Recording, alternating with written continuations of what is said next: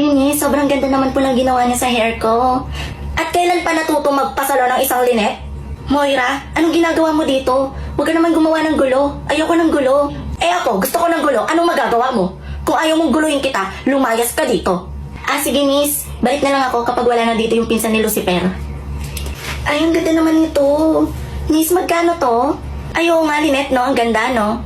Ate, bibiling ko na yung hawak ng babaeng to. Lahat ng stock nyo, pati yung i-deliver pa lang, bibiling ko na.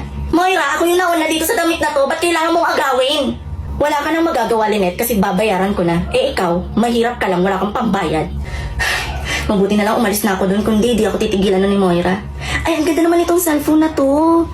Magkano to? Talagang maganda yung cellphone na yan, Lynette. Pero hindi mo yan afford. Oo nga, no?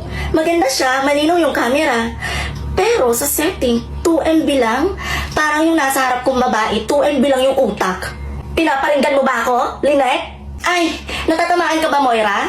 Ay, sa'yo na. Mukhang gustong-gusto mo tong cellphone na to. Total, uhaw na uhaw ka naman sa atensyon. Finally, andito na ako sa Baguio. Ang sakit ng liig ko, ang haba ng biyahe. Pero ang lamig. Grabe, sobrang lamig. Sino naman kasi ang aanga-anga na magdidress dito sa Baguio?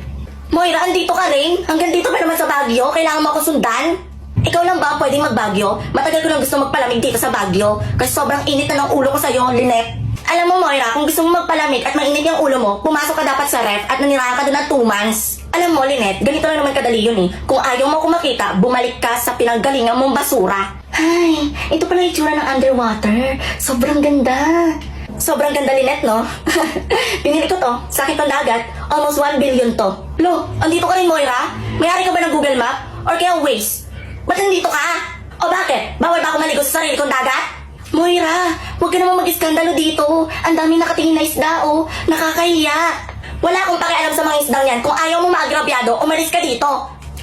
Ay, naku, sobrang stress naman sa Earth. Mabuti na lang nakapunta ako dito sa planeta. Sobrang ganda dito. First time ko dito. Nakakatawa ka, Lynette, no? Ngayon mo lang nakita itong planeta. Ako sa sobrang yaman ko, halos araw-araw ko ito nakikita. Moira, kapatid mo ba ang NASA? Kung nasaan ako, nandun ka din. Hindi kita tatantanan, Lynette. Kung nasaan ka, susundan kita.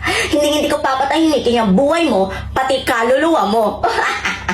Kaluluwa? Susundan mo ako kahit saan, ha? Teka, tatalon ako dito. Ay, thank you, Lord. Napakahina talaga nitong utak ni Lynette. Akala yata niya hindi ko siya susundan.